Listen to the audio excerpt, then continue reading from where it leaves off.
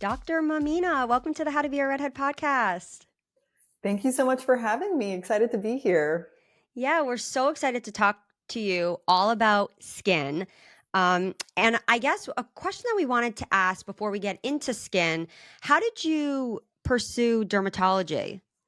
Yeah, you have to go to medical school to Mm-hmm. become a dermatologist. And I was actually toying between going to like a regular conventional medical school versus a naturopathic medical school, since I was so Okay. interested in taking a more holistic approach to health and healing. Mm. But anyways, I decided that if I had my medical degree, that I would be able to have more options should I want to do more holistic integrative medicine type things. And I was just planning on going into primary care. But as I was going through med school and just learning more about the things we see in dermatology, I was seeing, okay, it's more than just cosmetic stuff. There's like so many different skin diseases. And I was really drawn to autoimmune conditions. I was really interested in rheumatology, which is a subspecialty of internal medicine that focuses on autoimmune diseases. And there's so Mm-hmm. much overlap with dermatology. And I saw myself like being very just kind of drawn to these patients with skin manifestations of autoimmune diseases. So I was like, maybe there's something with dermatology. And then I learned there's dermatology covers like everything because you could see adults and kids. So I was interested in Mm-hmm. pediatrics as well. There's a little bit of surgery. I wasn't ready to like go into the OR and operate on, bowels. I was just like, but superficial Yeah. skin surgery is so fun for me. And then there was a lot of pathology. So pathology is looking at skin diseases under the microscope. And I loved pathology during med school, but I was like, wait, I went to med school so I could like interact with people, not just like sit, in a basement with a microscope. I ended up pursuing a dermatopathology fellowship after dermatology residency just because I loved it so much. But you could still sit at a microscope and also see patients too. So Mm-hmm. dermatology just had a little bit of everything, Yeah. and it's also like very conducive to.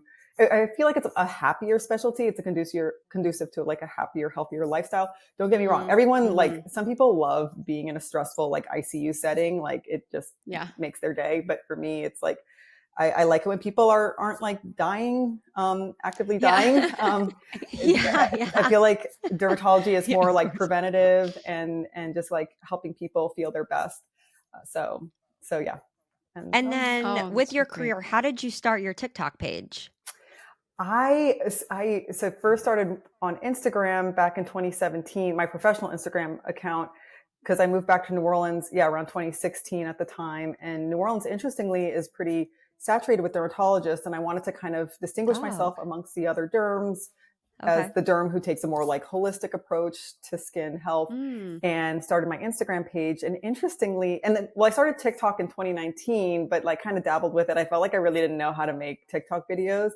But TikTok themselves reached out to me in 2020 around April of 2020 because they were really trying to push more educational content on TikTok. And so they started this Mm. initiative Oh, called like I don't really remember what it's called, like something creator or educational yeah, creator yeah, TikTok yeah, yeah. I initiative. remember this. Yeah. Yeah. And I And you would was almost get paid. A lot of people were like, yes. they would get paid You to would do get their videos. I paid. remember that. Yes, I was part of that first cohort, and the pay was like not great at all. But I Yeah, was like, I good. need Yeah. something to motivate me to post more on TikTok because I was really Yeah. wanting to post more on TikTok, Yeah. and you have to like post like 5 videos a week for 6 weeks or something. And I was like, oh my god, how am I going to do this? But I pushed through, and I happened to post. I started a series called "Sometimes Strange Anti-Aging Tips I Learned from My Japanese Mom," where she like Oh. came in with her like funny, cute, like random tips, like drinking onion skin tea for her skin health, and I came in Oh, with like the wow. scientific evidence behind some of her quirky tips. And Cool. people loved it because Yeah. they loved like the free sort of like DIY stuff, but they also appreciated like Yeah. the scientific backing Yeah. behind some of those Yeah. things. Right. You get both combined into one video. And Yeah, I think yeah, there's so much misinformation out there, totally. especially with skin, as you will Mm-hmm. agree. So Yep. it's nice. What we love about your videos is, I mean, you are a doctor, so you bring the science, and rather than not Yeah. knocking like a Joe Schmo, video where Yeah. it's just opinions and you're wondering, wait, is this accurate? Whereas yeah, again, what really draws us to your page and your videos is the facts and the science. Oh, thank you. Yeah. Yeah, and the fact too that like a lot of misinformation is going around on the internet, you know, and I think so many people are sharing things, and I just wanted to say like people need to be very careful what they share because I think that I could easily right Like now make a sunscreen. reel. Yeah, I could make a reel right now saying something absurd Yeah. and then posting it, and people will share it thinking it's the truth just because I wrote it in a reel and put some music to it. And so I think Stephanie's exactly right. Like the fact that we can go on, see that you are an actual doctor, we can take what you're saying seriously because I think as humans now, especially in the United States, we have to make sure that we're really careful about what content we're taking in because some of it's true and some of it's not. And you have to realize that the internet is not all true. Yeah. Yeah. I know it's scary. And as a physician too, like I know. feel like a little bit more pressure as well to be very intentional about what I'm sharing because because people I think will take things a little bit more seriously. Yeah, well, it reminds me of a couple months ago, people were sharing all across TikTok that sunscreen doesn't actually work and don't use sunscreen. I don't know if you've seen those videos. And I have relatives, and well, like on my not my husband's side, not on my side, but who won't wear sunscreen because they think that it's poison, and I'm like, no, like the melanoma is the problem. And the sun is a beast. But I remember seeing a video scrolling, and it was someone who was sharing how sunscreen is so toxic and does create all this bad stuff for you. And then people were commenting, "Oh, I'm throwing out my sunscreen." I was like, "Oh my God, what is happening?" As you shake People your head. actually comment. They comment on our videos all the time, like, "How dare you talk about sunscreen when it's causing millions of people cancer?" And I'm like, what? Yeah. So what do you have to say about sunscreen just to kind of settle the record? Yeah. You know? Yes. I know there's so much information going around about sunscreen, and I think there have been a couple of pivotal things that have caused this misinformation to come about. So I would say like 2 years ago, 2022, Valashore, which is like this lab, this third-party testing lab. They found chemicals, yes, right? they found trace amounts of benzene. Yeah. And benzene is technically like a cancer-causing ingredient. Like it can increase your risk of blood cancers like leukemia. And so they found like higher than like FDA approved levels in like certain, like a batch of sunscreens. And they saw it was a lot of them were like more chemical sunscreens and like in spray form. But they couldn't give like a full like, reason as to why certain ones had it versus others. And so I think people automatically thought, okay, sunscreen causes cancer.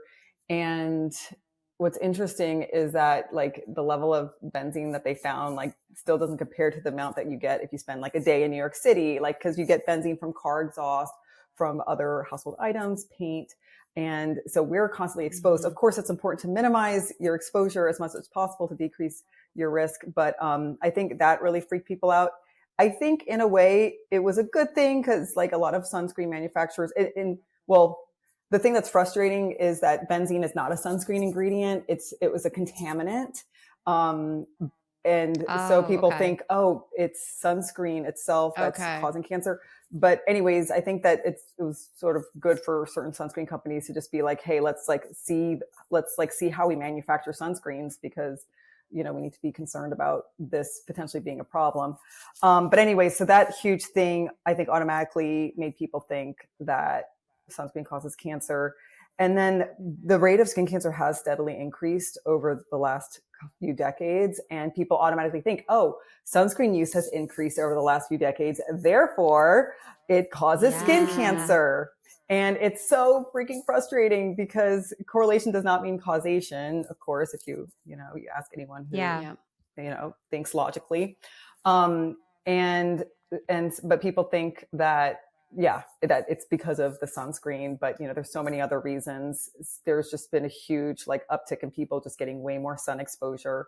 People tried to tan like tanning was a thing in the 60s, 70s, 80s, 90s. Even today, people are still using tanning beds. People want to. I can't believe that. It's crazy. I was driving recently and I was at a stoplight and I saw a tanning salon. and there was a lot of cars in the parking lot. And Oh my I was like, gosh. maybe they're sunless tanning. I don't know. Oh my gosh. But Yeah. they were promoting on the outside tanning beds. And to me, maybe being a redhead, I'm so petrified. If I ever saw a tanning bed, I'd like scream and run away, you know? So I can't imagine laying down, putting those little goggles on, knowing that it causes cancer. I know I mean, literally a carcinogen. The UVA rays are just way more concentrated and stronger. I see way more skin cancers in people who were tanning bed junkies. It's definitely, Okay. I mean, I just see it in real life, but it's all over like, scientific literature too. Yeah, and even Kim Kardashian just Oh my know God, that a was couple so months ago. frustrating. She has one in her house. And I was like, I don't know. I mean, that was very 1992 of her to do that. I mean, I was like, we all know better. And she has a skin company. And I just find that to be crazy. But again, here we are talking about it. So maybe it was all like for that's a what I press wonder. thing. Like Who if it was knows? just more of like, I wondered that too. For her to go viral, because like, I'm sure she has access to, because psoriasis does respond to a certain wavelength of UVB light called narrowband UVB. And we actually will have that. Yeah. Yeah. Cause we certain derm offices will have UVB light boxes, like narrowband UVB light boxes, where like patients with psoriasis will just stand in them for a few minutes, and that will help your psoriasis without increasing your risk of skin cancer. So like, it just frustrated me so much. I'm like, why couldn't you just say that you had a narrowband UVB light box and show that off and not an actual tanning bed? Because tanning beds can help. Okay. Like I will say that tanning beds, because it also has the narrowband UVB, can help psoriasis, but like we never recommend it because of the substantially increased risk of skin cancer. Yeah. So it's just so frustrating because it's like, come on. You being a physician, you're like, why are you doing that? Yeah. And unfortunately, people will copy her. Yep. And I was actually surprised. A couple months ago, my best friend had a baby shower in Providence, Rhode Island, where we're from. And I went there, and her dad is Irish descent, very, very pale, like as Stephanie and I are pale. And he walked into the party in January, and he's red. And I was like, well, Kira, like, why is he red? And she's like, oh, he goes to the tanning booths. He just went to the tanning bed this morning before the party. What? Oh no, I know. He's had melanoma many times. He goes to the tanning bed, and and not that I understand this, but like, growing up in such a cold climate like we did, it is, I guess, nice to feel the warmth on your skin. But I was like, I can't believe people are still going to the tanning bed. Like, it has been proven, and he's a melanoma survivor, like many times, 4 times or something. But when she told me, of course I chuckled, but it's insane. Yeah, it's insane. And there are like, I don't know. Yeah, there's so many other things too, I think, that have perpetuated this like notion that you need to get more sun and you need to stop using sunscreen. Cause I think there's also been this huge like movement, like this health and wellness movement, which I feel like I'm a part of. I think it's so important, like that we reevaluate how we eat, the way we live. But like people really pushing that you need to get all the sun, that the sun isn't bad. The vitamin D. You need to get vitamin D, which, okay, so that's a whole nother thing too. That's a whole other thing. It's more complicated than just from the sun. Cause I know a bunch of leathery tan patients who have extremely low vitamin D. So it's just also how you absorb vitamin D, how you metabolize it. It's not just getting it from the sun. So that's another thing. And you could still also get adequate vitamin D levels with sunscreen too. But like, so not only are they saying you need more sun, but they're also the huge movement behind like saying that sunscreens are really toxic. And I think also the other thing, besides the whole benzene thing, there have been some smaller studies, not enough to kind of transpose to humans, but in like small animal studies that did show that there could be some endocrine disrupting properties in some of the chemical sunscreens. They haven't seen those issues with the mineral sunscreens, which are zinc and titanium. So chemical sunscreens are the ones with the funny names. It's harder to pronounce. Yeah. Avobenzone, octisalate, octocrylene. And actually oxybenzone is now not incorporated in most chemical sunscreens these days, because there has now been more compelling evidence of it potentially having endocrine disrupting issues.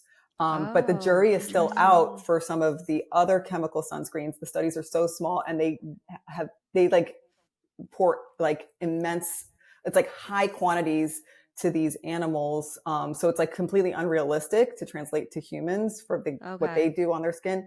But so I can understand why people are like freaking out. But we still don't have enough evidence to say that it's harmful. I would say that if people are like if people want to be super concerned, they're hesitant to use sunscreen, at least use mineral sunscreen, the zinc and titanium sunscreen. Yeah. But if you ask most derms, they'll be just like, it doesn't matter, use any sunscreen, because whatever the best sunscreen to use is the one that you're willing to use, because we see higher skin cancer rates in people who have consistent daily sun exposure. So if you are consistent about sunscreen, then that's going to make the biggest impact on skin cancer down the line. Can you speak to, I think that because of COVID, I think a lot of people, and as a doctor, I think this is so important to speak on this, but I think a lot of people are really big into the immune system. I think that, we've all heard that, right? Like why, and I don't want to get into the vaccine and all of that, but like a lot of people were saying, why get the vaccine when like your body is going to give you all of those, that immunity naturally when you get COVID, right? Or like, it's all about the immune system. So when it comes to the sun, people are applying that same method of like, okay, well, like I'm going to go out and I'm going to burn 5 times because then my body is going to give me the immunity to fight sunburns down the road. Right. And as a redhead who has burned like my entire life, I have never had any immunity towards the sun. Yeah. So what do you say to people who are thinking that the immunity, like your skin is just going to become immune to getting a sunburn? Yeah. Thank you so much for bringing that up, because that is definitely misinformation, and it's really scary because there are people who can't tan, who will then follow this advice. And just get way more skin cancers. Your skin does not develop an immunity. I hate the concept of like getting a base tan so that you can like before a vacation. I know. That was, it's terrible. It doesn't make sense. Frustrating. Because burning and tanning, both of those are signs of DNA damage. Tanning is just like your skin cells have just like given up and are just spilling melanin out into the skin. Whereas like the burning is like the initial inflammation and the reaction of your skin cells to the UV rays. But because of the damage from the UV rays, that's when like the melanin spills out to kind of be like, whoa, okay, like we got to stay protected from further UV rays. People with darker skin tones are more protected. And we could talk about like, what redheads are at higher risk for, but people with darker skin tones, then they have more melanin in their skin. So that is more protective against skin cancer. But when people start off pale and they turn tan, the process of turning tan is also increasing your risk of skin cancer too. So I don't want people to think, oh, let me get tan so that I am protected against skin cancer. The process of getting tan is going to increase your risk, and any skin type can still get skin cancer. And now shifting gears, or this does go into redheads. When a patient, do you see common skin conditions with your redheaded patients? Yeah, I would say the most common thing. Yes. Well, the most common thing we see. So I think genetically, like the gene for red hair is often associated with more fair skin. So freckles, lighter eyes, and all that is also correlated with increased risk for skin cancer. So whenever we see that fair skin redhead, like derms are just a little bit more nervous. We're like, let's do your full body skin check. So we definitely are more adamant about people with fair skin, red hair getting at least once a year skin cancer screenings. We do see more skin cancers, and melanoma being the most deadly skin cancer. Thankfully, the most common skin cancers are non-melanoma skin cancers. But yeah, they're at risk for all of them. I do think I don't know if I think this might be more fair skin thing, but we also see like higher rates of rosacea. Rosacea is kind of something we see more in like Irish or British ancestry. And I think that's more so with the fair skin. Something I also think is interesting, it's not really a skin thing, but we're doing procedures a lot, like numbing people with lidocaine to do like skin biopsies or removing things. They need more. Not all of them, but it is, it's something that I heard of or read about, but it is a pattern that I've also noticed, just seeing patients over the last, 15 years, that they do need a little more. So that's always something we're mindful about with redheads. Cause yeah, it's definitely important, I think, for other physicians to be mindful of that, because it hurts if you just do your usual lidocaine amount and you quickly go in and do a biopsy. I do more and I wait a little bit longer for it to kind of kick in, You Okay. with my do. redheaded Wow. patients. Hmm. Wow. And did you learn that in medical school, or did you learn that I was just just going through to like ask trial and that. Yeah. tribulations with your patients? I Patients. learned it in residency. I'm sure, I feel like a faculty member Oh, might have said something about it, but then wow. it's played out in real life too when I've been in private practice. So yeah, cause I'll put like, I'm thinking of like a couple of patients where I put more than I normally do. They were redheaded patients and they still were like, wait, no, that hurts. And I was like, oh, wow. Okay. So yeah, I mean, sometimes they need even more than what I think they would.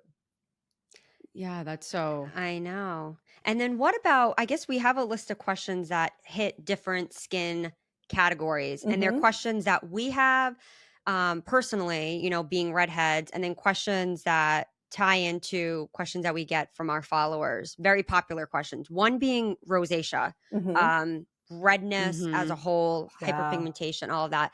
What do you recommend for someone listening? Of course, our listeners should go to a dermatologist and get Mm-hmm. their skin checked. That's important. Wanted to make that note. But for someone that doesn't really know, maybe they're listening and they're like, oh, I've been dealing with rosacea for so long. Or maybe they're Mm-hmm. listening, watching, and they're realizing, I think I have rosacea. What should Mm-hmm. they do, or what can they do maybe at home to start to? Is there a way to combat it at home, or do you have to go to a dermatologist? Yeah, there's certainly some things to try at home. So one of the biggest things in people with rosacea is that their skin is more sensitive and they actually also have more of a compromised skin barrier. So one of the basic, Okay. most important things to do is to really stick with gentle products that also Mm. potentially have soothing ingredients, but gentle cleansers, gentle moisturizers. Be cautious when exfoliating or using retinoids. I mean, it's possible to use those things, but we place such a huge emphasis on using, yeah, soothing, gentle ingredients, really making sure your skin barrier is repaired with Mm. good ingredients, moisturizers that have ceramides, niacinamide, which helps with the skin barrier and helps with redness, Okay. squalane. So there's that component. And then there's also certain triggers to be mindful of. And they're not the Oh, same in okay. everyone, but there are triggers. So these are typically things that will make your vessels dilate. People with rosacea, their blood vessels dilate more readily than the average person. So things that make your vessels dilate: heat, sun, alcohol, Red wine. coffee, I knew red you were going to wines, say it. spicy I do. foods. Yeah, I get Um, that after red wine. yeah. So yeah, it's unfortunate, but you want to be mindful of those types of triggers, Okay. stress, um, Mm-hmm. and yeah. And then the other thing with rosacea too is, so we all have organisms that live on our skin, but there's an organism that we see more so in people with rosacea called Demodex.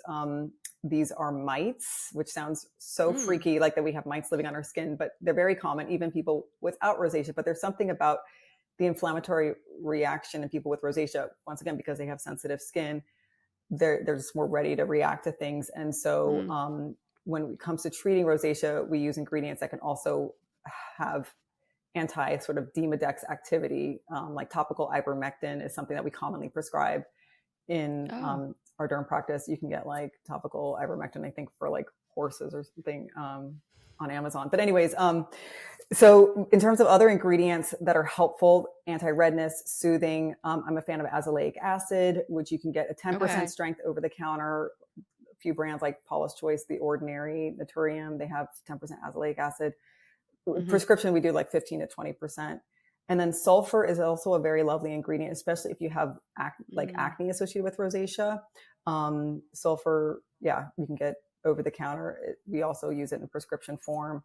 I'm trying to think of other over the counter ingredients. We talked about niacinamide and, yeah, just keeping things gentle. And then, if you go to see the dermatologist, there's like topical ivermectin, other topical ingredients. okay. There's also like ingredients that can help constrict your blood vessels so that you're not like dilating so much. Mm. Almost like Visine, but for the skin. You know how Visine helps with red eyes. So there's like Yeah. those types of products. An over the counter hack for people who just have like redness with rosacea. I don't really the results can be variable. So I don't really like tell patients to do this. I usually give a prescription for this, but there's an over-the-counter vasoconstrictor called Afrin spray, you know, people use in their nose. Yeah. If you could mix Afrin spray with like a bottle of CeraVe facial moisturizing lotion PM, shake the bottle, like put the bottle in the CeraVe bottle, shake it, and then that you could use in the morning, and that can help constrict some of the blood vessels on your face. That's more of like a, you know, we're not, like I said, not a huge fan of like DIY stuff because you don't want to like contaminate your lotions, but in a pinch, that's something to think about. Redheads, have you heard? We aired on ABC's Shark Tank, episode 14, season 15. We are busy developing products and continuing to grow this incredible redhead lifestyle brand. Check out our mascara and eyebrow products in red hot shades, hair care, merch, lifestyle items, and so much more.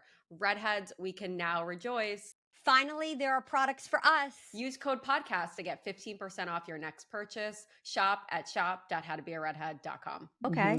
And then what about red bumps after shaving?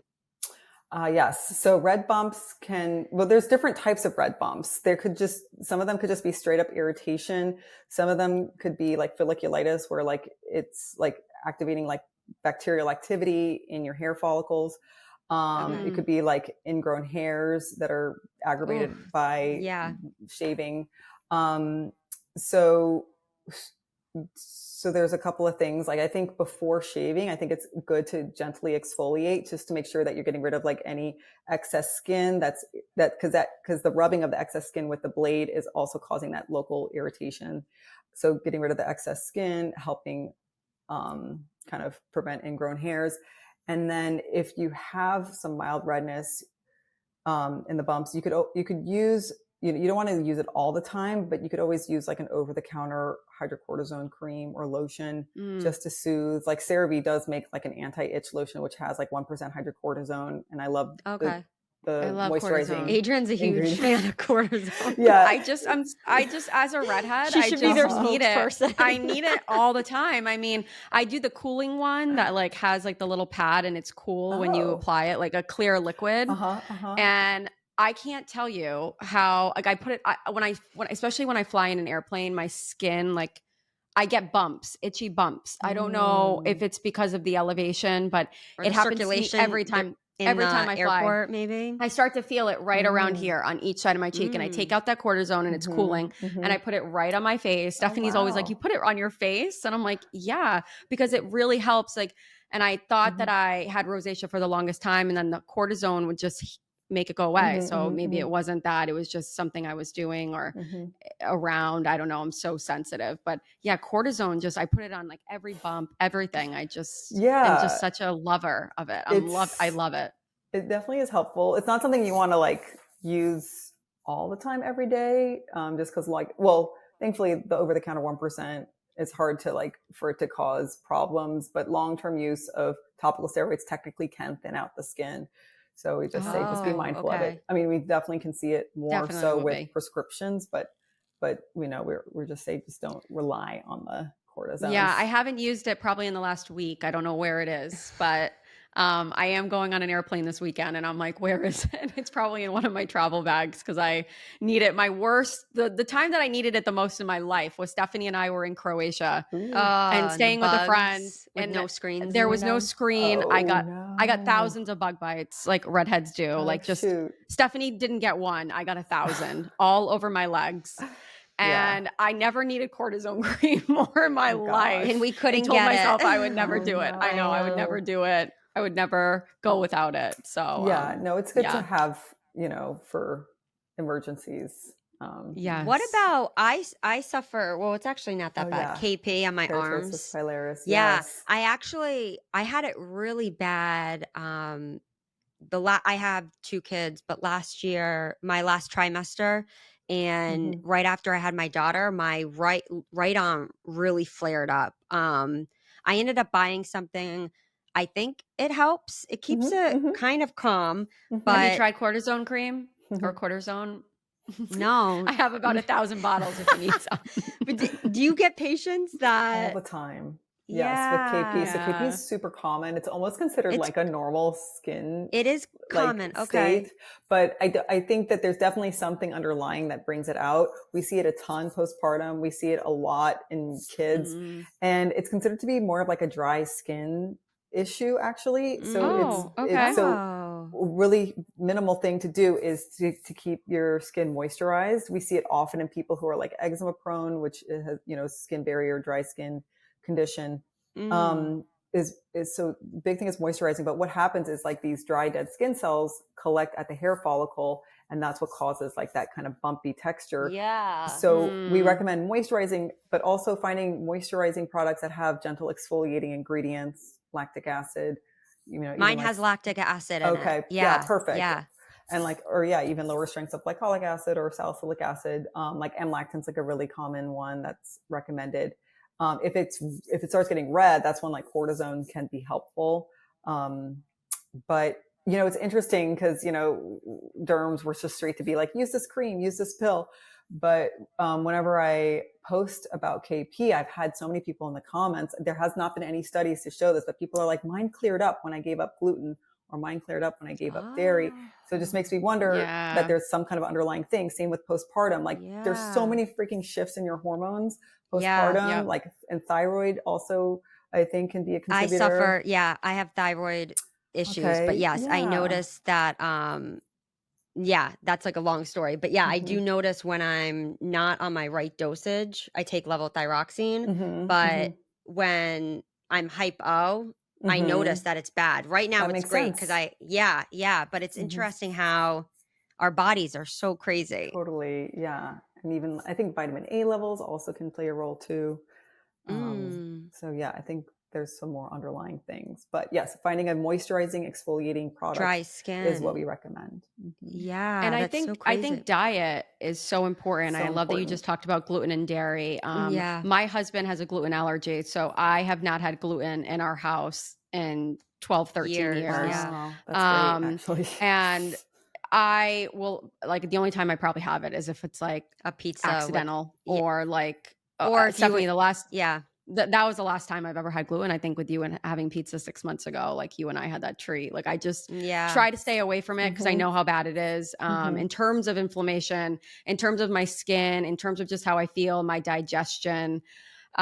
So I've been practicing that luckily because of my husband.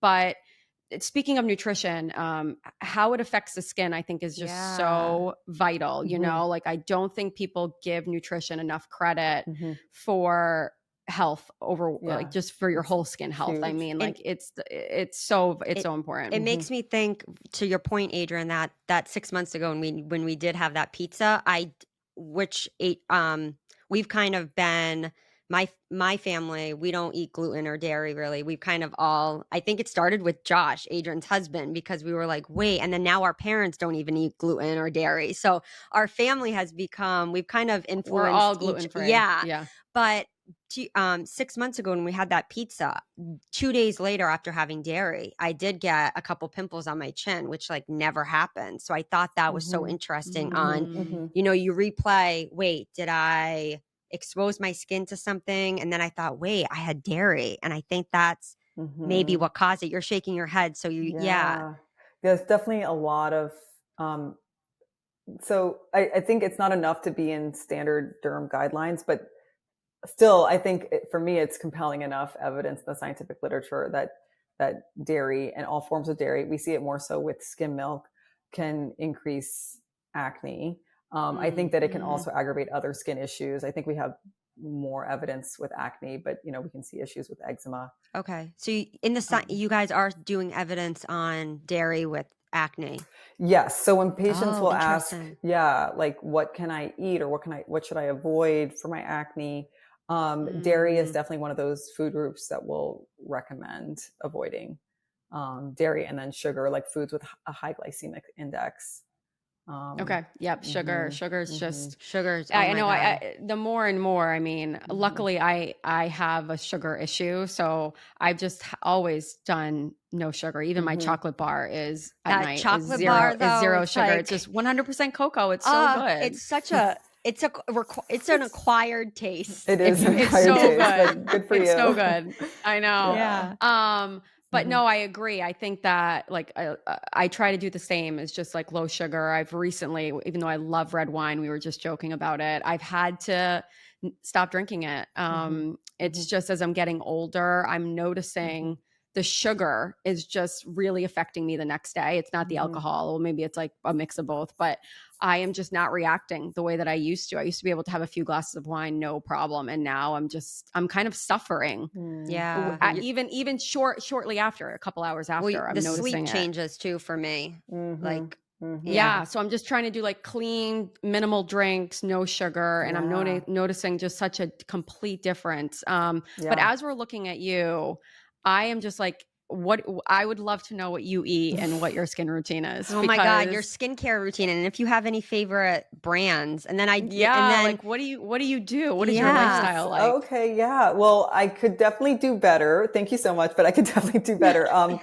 I want to also thank like the genes from my Japanese mother. But I do try to minimize sugar. It's hard for sure. I do also minimize dairy. I minimize gluten as well, just because I feel like I notice a couple of like GI issues from that. I don't, in terms of how it plays out on my skin, I'm not totally sure. Although there are some skin issues we do see with gluten. And I don't drink any alcohol anymore. I think that can also really accelerate aging. And then just do so many other, bad things to the body. But after I was caffeine? pregnant, and I also, so I have also given up caffeine for the most part. What about green tea? I will do green tea or matcha. Okay. I don't really give up caffeine, but I used to like not even do green tea or matcha, but I was like, I need something like in the last like few I have months. Green tea next to me right now because I'm so in love with it. Yeah. If you were to do caffeine, I'm for that. But most of the week I do try to not even have caffeine.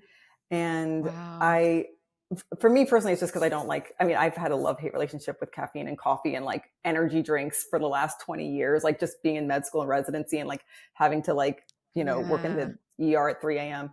But I hated just being so like, just relying so much on it. And that's my main reason for giving it up. But, and then when I was pregnant, I just like decided not to have it at all, even though it's okay to have like a couple cups of coffee while you're pregnant, just for people listening.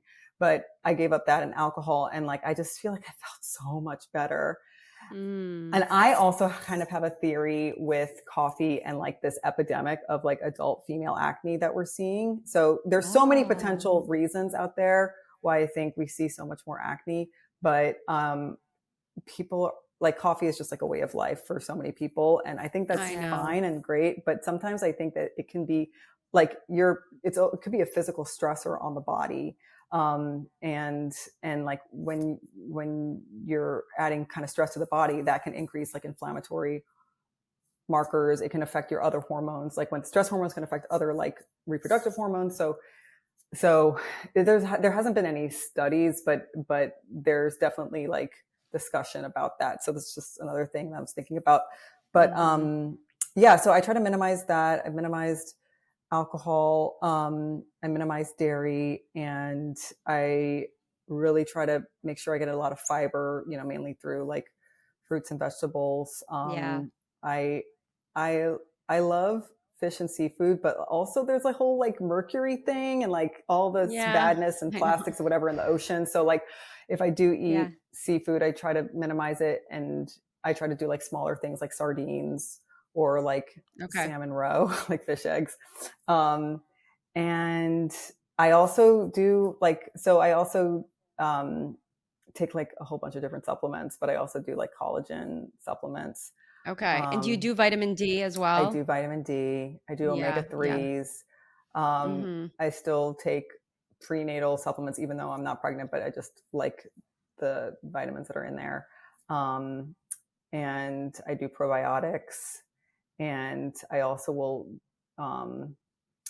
so currently I'm doing this collagen supplement that has like a bunch of other like antioxidants, like other, kind of fruit extracts that are really concentrated with antioxidants. So that's another thing Oh, for anti-aging, minimize sugar, minimize alcohol, minimize like processed vegetable oils, like fried foods. So I try to minimize that too. And you want to really increase the amount of antioxidants you have in your diet. So mostly okay. fruits and vegetables. Like it's not cliche when Yeah. they say eat your fruits and veggies. No, I know. Um, Adrian and I are obsessed with fruits and vegetables. So, Amazing. yeah.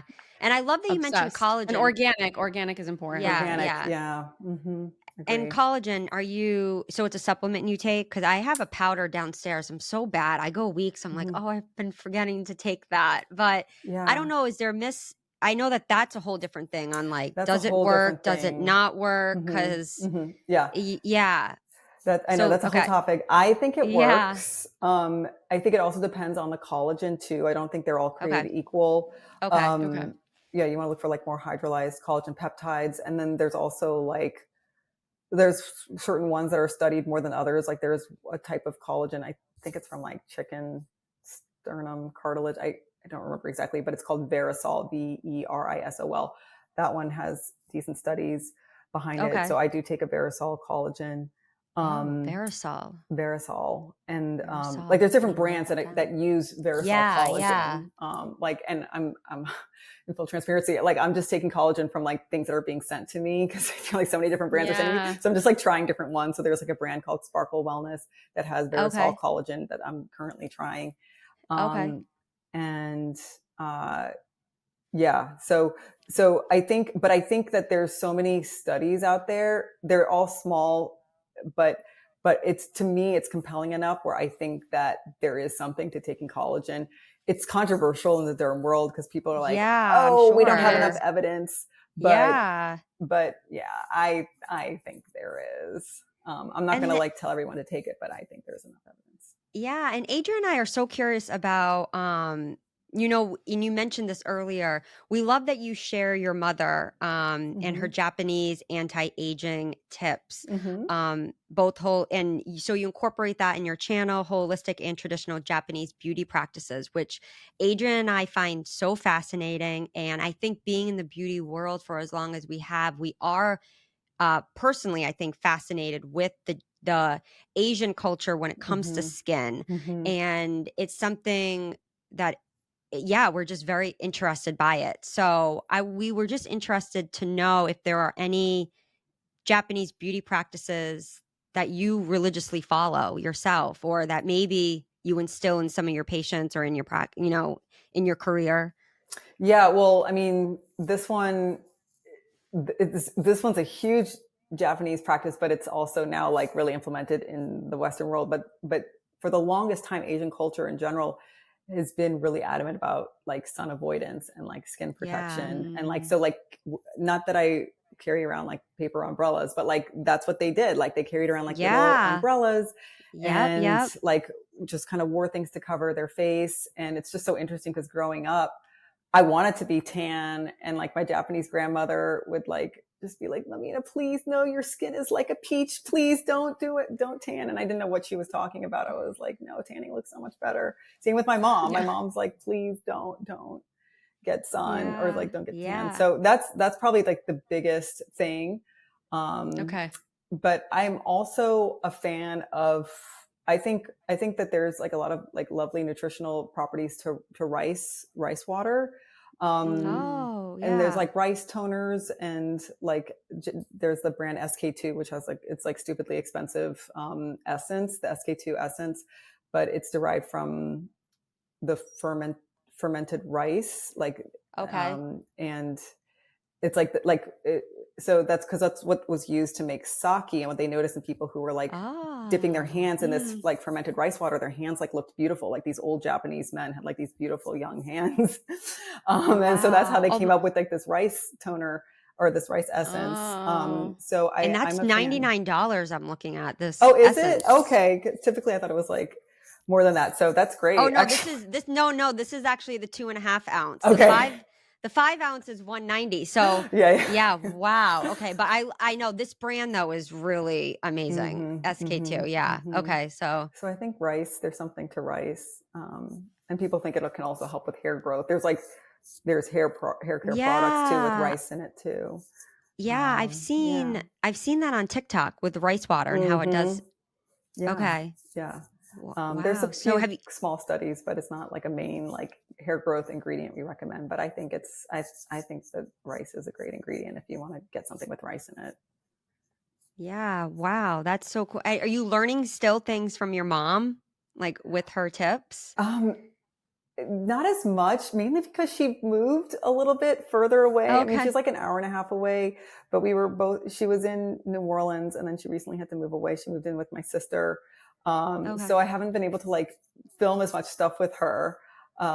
But she's always Yeah. up to Oh, something. She's like, here, take this snack. And it's like these like black garlic cloves that are like dried. And I'm like, these look like disgusting, but they're supposed to be super, super healthy. She's like, here, just take these for the road, you know? Yeah, yeah. So there's always I something. Yeah, and I did want to ask about I know we talked about sunscreen and melanoma skin cancer. Yeah. What are some tips for a scalp sunburn? Because I know that's Hmm. something that yeah. Adrian and I both have had, and it's painful, especially after, when you're healing and it's flaking. Do you see that with some of your patients that come in and wonder, is there anything I can do? Maybe, obviously, a hat will protect your hair, but anything that you can do if you don't want to wear a hat and you're outside? Yeah, um there's sunscreen sprays that I think Yeah. are more helpful than like a lotion. Um but that can also be kind of messy and greasy. I still think that Yeah. that's better than Mhm. nothing. And then there's Okay. also sunscreen powders. I don't think they work as well as the Okay. sprays, and I still don't even think the sprays work as well as the lotion. But powder is another thing, and it could potentially double as a dry shampoo. Oh, that's a great Right. tip. So Right. yeah, Yeah. doing that. And yeah, but I know we're huge hat fanatics. Derms are. Yeah. So if I you love a good can, hat. I know. I know. Me I'm too. already thinking about I'm going to Miami in a few days, and I don't know how I'm going to pack my wide brim hat because I can't pack it in my luggage because it's going to get crushed. And yeah, then I don't like carrying a lot of stuff on the airplane. So I'm trying to think how I'm going to tie in my head. You I'm know like, what I do though? I always put it in the bottom of I fill it with stuff and then I kind of like base everything around it. So it's oh, just that's a kind of good oh, sitting idea. in in your my bag. luggage? Yeah, Oh, yeah, yeah. But I put like whatever it is, like clothes in it or Uh huh. whatever, and then I put it down and then I start kind of just building around it. That's a So good then it idea. kind okay. of just sits there. That is a good Yeah. And I just idea. did that recently and it really, really worked. And I've traveled with this one hat, I'm telling you, for 3, 4 years and it doesn't have one dent in it. Wow, It's that's a like really so good great. tip. That's a Yeah, really Okay. so I good just kind of put tip. it upside down.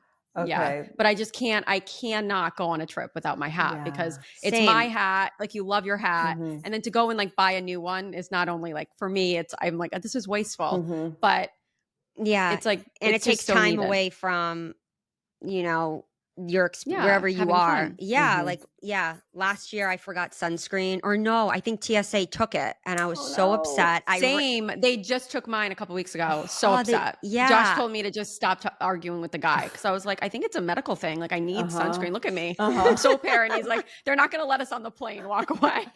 I'm like, I know, That's so but oh, funny. it's so vital. yeah, Uh-huh. but my husband and I Yeah, we went it's away. Yeah, I was just gonna say we went away. TSA took my sunscreen. I was like, "Oh, don't worry." We were in the U.S. and we were actually in Miami, and I was like, "Oh, we'll just find one at like a local drugstore."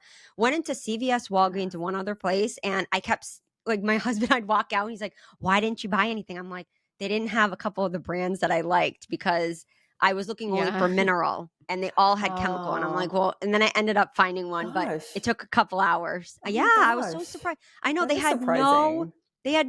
mineral. The What? CVS in South Beach, no mineral. Wow, that's bizarre. I Huh. know. So Okay, because I now, like peruse CVS to like just to see what they have, so I know what to Of talk about. course. But that's wild. Gosh. I wanted to wrap up asking about, well, we wanted to go into myths and misconceptions about skincare, but you being a dermatologist, are there any drugstore brands that you love? Yes. Because I feel like drugstore brands are getting a comeback, over the Oh, last few Yeah. years. yeah. You'll see Yeah. like a TikTok dupe on like, here's an $80 moisturizer and here's like a $15 Mm-hmm. moisturizer. And I love Mm-hmm. those because Mm-hmm. I, Adrian and I love just shopping at a drugstore sometimes. So Mm-hmm. Mm-hmm. yeah. So you have favorite brands? Yeah, and N- I mean, I guess it could depend on what you're looking for. For sunscreens, I'm a huge fan of La Roche-Posay. Yes. Their technology has been great. Oh, I've yeah. been using Yeah. their Helios tinted mineral sunscreen since like I use it too. I have 2012. it on right now. Nice. Yeah. Yeah. And So I have no breakouts as a redhead. Like I just have no breakouts. I have nice. such a good reaction to it. Okay, good, good. Yeah, fan of La Roche-Posay. Um, and I like their mineral body sunscreen. Neutrogena has good mineral body sunscreens. They're sheer zinc. Mm. So I'm a fan of that. CeraVe has been a longtime favorite of derms. Their gentle cleansers and their moisturizers. Same with Cetaphil. I love the Cetaphil gentle cleanser. And Mhm. Yeah, then, I love that one too. I yeah, have that one in my bathroom. yeah, huge fan. Aquaphor, we love Aquaphor for like Oh, anything and everything. Yeah. yeah. I have a huge tube. Nice, nice. Yeah. Yeah, you can't have enough. Mm. Yeah, those are the ones that are like top of mind. Eucerin's also a nice moisturizing I brand. agree. And then Vanity Cream, we also love for people who I have like love very sensitive Vanna Cream. skin. Yeah, love Vanna Mm. Cream. They're a Mhm, great mhm, brand. So, mhm, yeah. mhm. Yeah. Yeah. And lastly, so what are some common skincare myths and misconceptions that you encounter in your practice?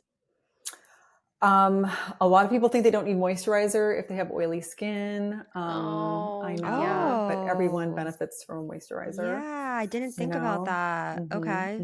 No, I think coming from someone who used to have acne, and Pam, the producer, and I have been talking about this, but I learned a long time ago that trying to dry out your skin when you have acne Ah, is just going to create more acne. exactly.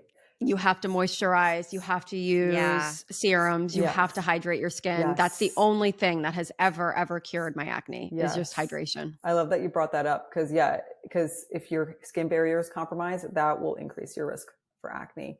So Yeah. keeping your skin barrier healthy, using gentle cleansers and replenishing with moisturizers. Of course, I mean, if you have to use a salicylic acid cleanser, benzoyl peroxide cleanser, great. Just, make sure you're moisturizing. If Yep. your skin's feeling dry, especially, but everyone, even if you have oily skin, you would benefit.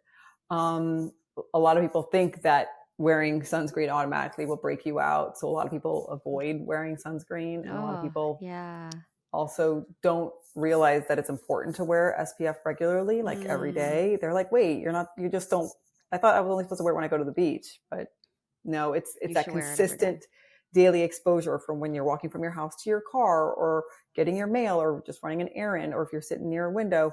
All of that builds up over the following 10, 20, 30 years and then Yeah. explodes when you're in your 60s and 70s. And it's just Mm. lovely because Yeah. we see so much skin cancer. Yeah.